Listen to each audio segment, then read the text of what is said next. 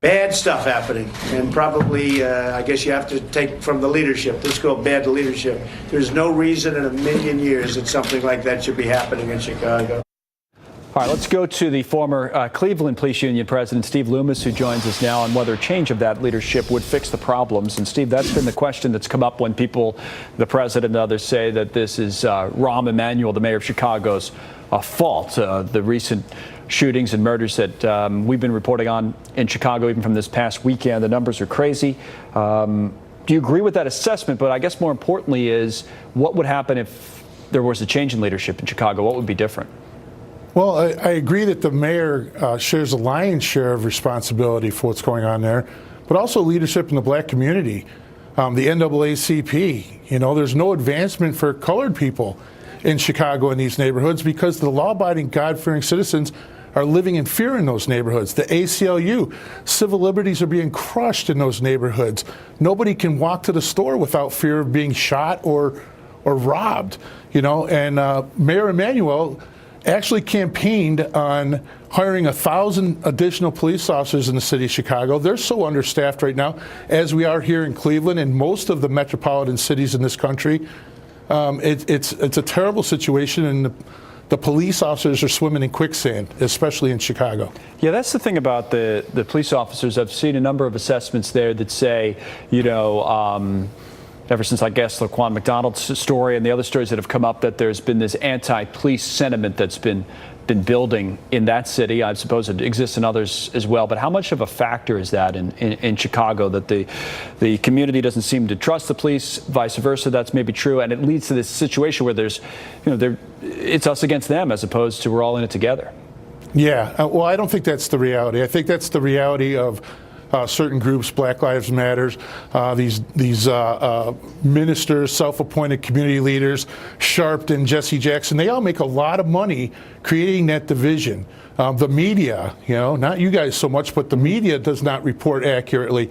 This last shooting in Chicago, as a matter of fact, we had body cam video of that young man making the decision to pull a gun out on police officers, and he got shot.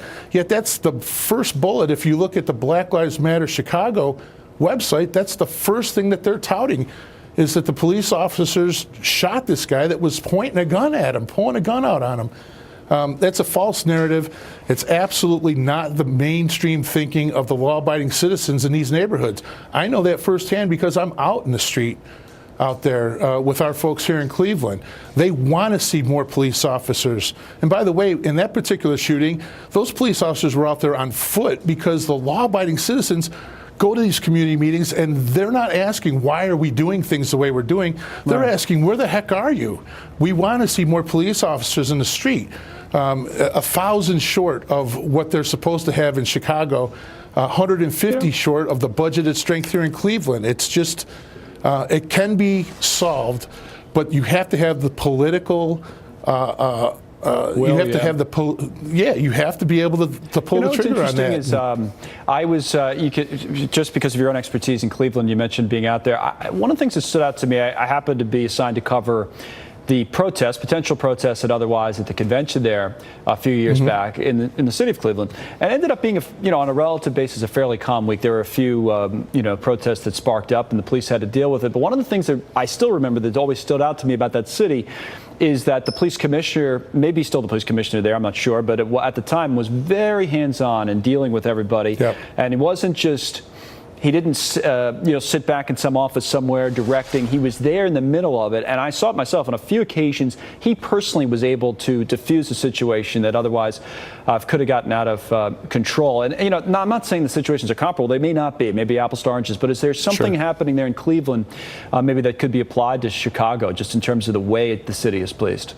Well, I think police chiefs in general want that. They do the best that they can do with the resources that they're given by the politicians.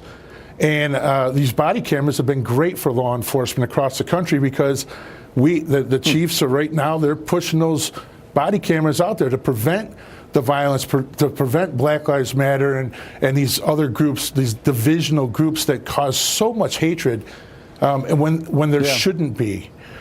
They push those things out there right away, day one, right after that thing. to keep people calm and give them cause for pause. And, yeah, it's interesting. and Some allow people, when they first came investigations. out in the, as you know, in the law enforcement community, some weren't as supportive of body cameras. But you're saying it's worked out, is your point? Yeah, absolutely. Well, now, my friends in the ACLU are starting to pull back away from the body cameras because they're showing law enforcement as what we truly are. Right. We do more to help the citizens in these cities than any of these politicians ever will. A rookie with a year on the job does more to help the citizens that need us in these cities. And those body cameras are a tremendous asset because they show that. They show that time and time again. These folks in these community leadership, civil leadership, needs to step up. Where is Obama? This is his home turf. Where is Sharpton? Where is Jesse Jackson?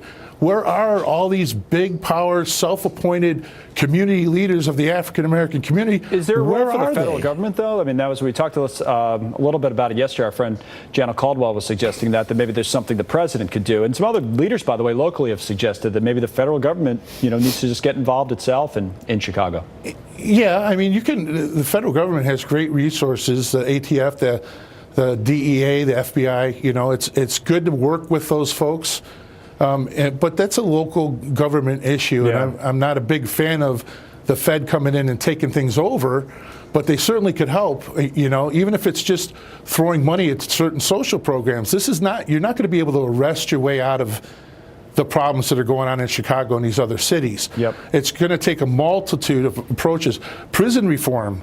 Instead of just letting these guys out. He's absolutely right. Yeah, Instead of just letting them out. Not just one. I mean, obviously, there's not just one answer to something like this. You got to, guys, throw the whole but kitchen you have sink, to, for lack of a better term. Go ahead. The last point, real quick. I'm sorry, sir. I'm sorry to interrupt you. You have to start at the top. You have to have solid leadership that recognizes the problems for what they are, and you have to have the willingness to put the boots on the street for the police departments to get these things solved. Chicago has a 17% solve rate for the multitude of homicides that they have. They are swimming in quicksand, and that's not because they don't have great detectives in that homicide unit. It's because they don't have the resources that they need to go out and handle the volume that's going on, and that's the problem here in Cleveland and elsewhere in the country. All right, thank you, Steve, for bringing your expertise to this tough situation. Thank but a you good very much, discussion. sir. Thanks a lot, Steve Loomis from Cleveland.